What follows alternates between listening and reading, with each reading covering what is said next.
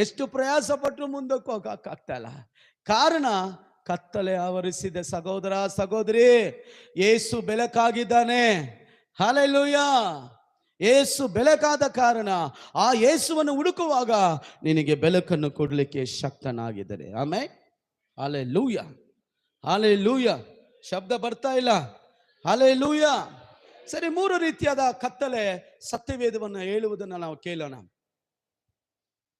ಕತ್ತಲೆ ಆವರಿಸುತ್ತದೆ. ಕತ್ತಲೆ ನಮ್ಮ ಮೇಲೆ ಬರುವಂಥದ್ದು. ಈ ಸತ್ಯವೇದದಲ್ಲಿ ಈ ಕತ್ತಲೆ ಹೇಗೆಲ್ಲ ಆವರಿಸುತ್ತದೆ ನೋಡೋಣ.